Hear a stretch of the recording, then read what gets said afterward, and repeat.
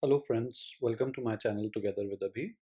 This happens to be the last video for the module S3, and in this video we are going to talk about certain advanced features. I'm just going to give you one-liners for those advanced features. Followed by Amazon Glacier. We already had discussed Amazon Glacier when we discussed storage classes, but it will give you more insight into that. Followed by summary. Summary is going to be really important because it is going to summarize everything that we have learned so far. And at last, just a few sample question and answers to give you a feel of how questions could possibly revolve around S3. Okay, so let's get started. So friends, talking about advanced feature, let us first move to delimiters and prefixes. As I told you earlier, S3 is an object storage type. Okay, there is no concepts of file system from the object storage per se, but if in case we want to have an hierarchical structure, we want to have certain files and folders, then that can be achieved using delimiters and prefixes. Okay, uh, so for example, if in case you have an object with the name abc.txt, so the key for that is abc.txt. But if in case you create a key something like subfolder name xyz, within that subfolder name xxx, and within that file1.txt, the entire key would be xyz xxx abc.txt. So this is like the way you can handle delimiters and prefixes. The second is multi-factor authentication delete. We have seen multi-factor authentication, which provides you one-time password. This is a temporary password which keeps on rotating using a virtual or a hardware, virtual software or a hardware. But if in case while you are deleting an object version, if in case you want to have MFA multi-factor authentication during that time, that is something achievable within S3. Pre-signed URLs. Many times you would have seen there are so many companies who would just want to provide their data access to the end user only for a limited time period. Okay. If in case that is your requirement, this can be achieved something using pre-signed URLs. Multipart upload. For any files or for any data which is more than 100 MB, it is recommended that you use multipart upload. What it provides is you are able to upload the object as different fragments or different parts. So this is really beneficial in terms of uploading of really large objects. Similarly, if in case you have a requirement to download a very big file, an object storage, an object can consist of around 5 terabyte of an object. If in case you have such a large object to download, but you just have a need of a few range of bytes, then it doesn't make sense for you to download the entire object. So what AWS S3 has provided you, it has provided you a feature wherein you can download a range of bytes, okay, instead of downloading the entire object. And lastly, let's talk about cross-region replication. So by default, a bucket in your region A is not automatically copied to a bucket in your region B, but you might have such a requirement. For instance, you have certain users in North Virginia region. So it makes sense for you to have a bucket closer to that region, right? But your bucket, happens to be in a Mumbai region. So what you would want is every time you create an object or a data within region A, it gets automatically copied to region B. So this can be achieved using cross-region replication. But please note, for this, versioning is a must. Now let's move on to Amazon Glacier. Amazon Glacier is mainly used for cold objects. So we had discussed earlier, there are three kinds of objects: hot, warm, and cold.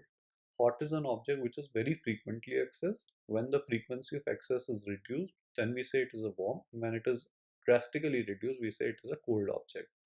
So for objects or data which has to be stored for a very, very long time to maintain certain archives, or to maintain just the backups or regulatory requirements, to respect those regulatory requirements, we need to store uh, long-lived object somewhere. So Glacier and Deep Glacier are meant for that. So Glacier in itself is a standalone mechanism, is a standalone surface. We though have discussed it in the storage class, but here we are going to discuss the difference that it holds from the standard storage classes. So firstly, the data within Glacier are stored in archives, and an archive can have up to 40 terabyte of data. Okay. Vaults are the containers for archives, and an account can have 1,000 vaults. So an account can have vault. Within vault, there will be archive, and archive can have maximum up to 40 terabyte of data. Data retrieval by creation of job and then notification. So the mechanism of retrieving the data within a Glacier is a little different from the standard storage classes. In this, you will have to create certain job.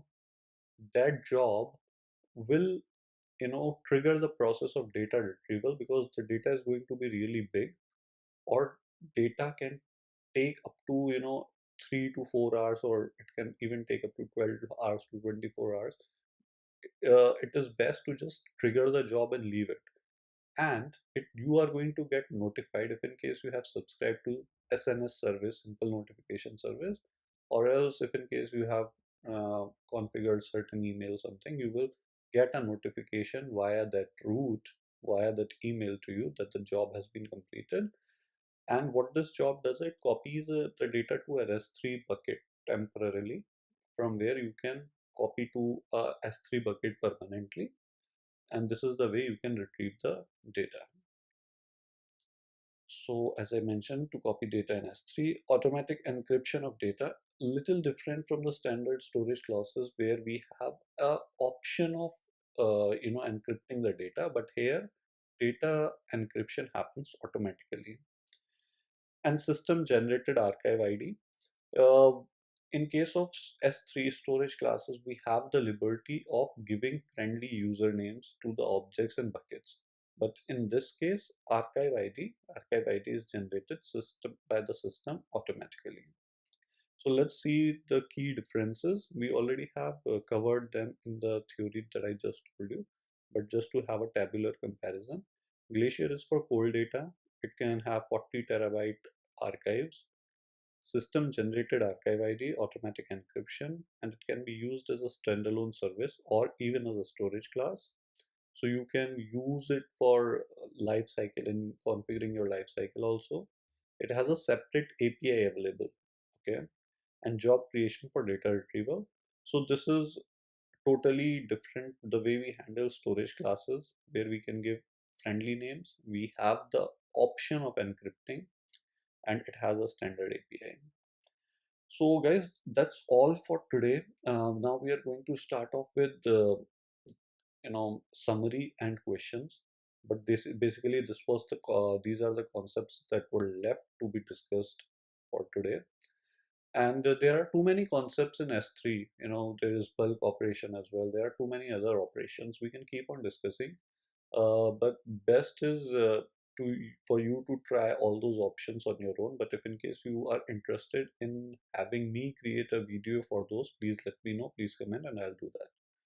But let's summarize everything. S3 is an important module from AWS perspective, and it is important to summarize all the points. So let's start that. So first thing, S3 uses object storage instead of block and file storage. As I had told you, for block we have EBS in AWS and EFS for file storage. Buckets are containers for objects with globally unique name. Important to note, globally unique name. Okay, because it is using REST API. You are using HTTP verbs. It is accessible across the internet, across the globe. So you need to have global unique name. Each bucket is created in a specific region, and data does not get automatically copied to other region. Objects are data stored in buckets and contain both data and metadata. In case of file storage, the files have fixed metadata, but in case of object, you have custom metadata. REST API HTTP verbs to access, so we use get, put, delete, all these. Durability and availability. Durability is about data replication and data backup. So AWS says that it has the capability of around 99.999, so totally 11 nines percentage, and availability of 99.99%. This is very important. Mostly asked question is about consistency. So eventual consistency, what it says, if in case you have an existing object, you overwrite that object or delete that object, and thereafter you just read it, okay, then you might get stale data for some time because it takes time for replication across multiple nodes. But in case of a new object creation, if in case you read that object just after the creation, you will not have any such issue. So that's why it is said eventually consistency for, but read after write consistency for new codes. Objects are private by default, access controlled by bucket, object ACL, and bucket policies. We have already discussed this in detail. Static websites can be hosted on S3. We saw a demo on that. S3 offers different storage classes: standard infrequent access, one zone infrequent access, Glacier, deep Glacier, and intelligent tiering. With this respect, intelligent tiering is the most important thing to note because it does a storage analysis on your data, and accordingly, based on the algorithms that it has, it move your data or transition your data from one storage class to another automatically. But it is a bit expensive, so be circumspect of that. Object lifecycle management policies to automatically move data. So you can create a lifecycle policy. Data security at rest and in transit. At rest is when your data is stored within a storage. So how it is encrypted, that is a data security at rest. But for in transit, while your data is being transferred from one location to S3, then how you are managing the security, so mainly using HTTPS, so that is in transit. At rest, we have two options: server side and client side encryption. For please note, it is mainly for customer master key. Okay, now this customer master key could be managed by a customer or could be managed by AWS within KMS. So based on that, we have different models. So we saw demo, we saw it in key management service. Versioning and MFA delete for protection of data against accidental deletion. So before getting something accidentally deleted, we want a one-time password. So that is MFA. And versioning, if in case you want to restore something that you have inadvertently deleted, so you can have that feature. Cross-region replication to automatically copy new objects to a different region. As I told you, if in case you have a requirement wherein you want people from one region to have quick access to your data, you would really want to copy your data closer to that region. Pre-signed URLs to provide time-limited grant, and multipart upload and range gets for partial download. This is good for optimization purpose. So friends, these are the questions, these are the main summary points that we wanted to discuss and highlight. Now let's quickly move on to discuss a few questions, really simple questions, but just to let you have an understanding of how questions could be around S3. The first question is, for what operations could you possibly get stale data stored in S3? So as I had mentioned, this is the most important thing, very frequently asked about the consistency. As I mentioned, eventual consistency is by default, which means if in case you are reading an object just after it has been deleted or overridden, then you will get eventual consistency or stale data for some time. But for new objects, reading new objects, it doesn't have any issue. So the correct answers are get after delete and get after put to an existing object. The second question is, AWS S3 is best suited for utilizing storage as a DB. Is it true or false? The answer is false. Obviously, because S3 is an object storage. For DB, you really require fast input-output operations, which is possible using block storage. So for that, EBS is the best way to go forward, and we will be seeing that in our subsequent videos. The next question is, as an online media company, you want to make only the paid customers the content for the time period of payment made. How to enable such security in AWS? So as I had mentioned earlier as well, when you want to provide limited time access to any users, best way to go is use pre-signed URL. So the answer is pre-signed URL, but it is good to have logging mechanism, restrict access user policies, things like that. But for now, the best answer is to go for pre-signed URL. So that is all that we had to discuss for S3. I hope you like these videos. I hope these have been able to provide good insight about S3.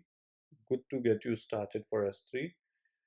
If you do like my video, please like it, share it, comment if in case you have any questions and concerns, and I can get back to you. Please provide your feedback. It is really important for me to actually understand what kind of videos I should be making in the future. Thanks for your time. Please do subscribe to my channel. Thanks.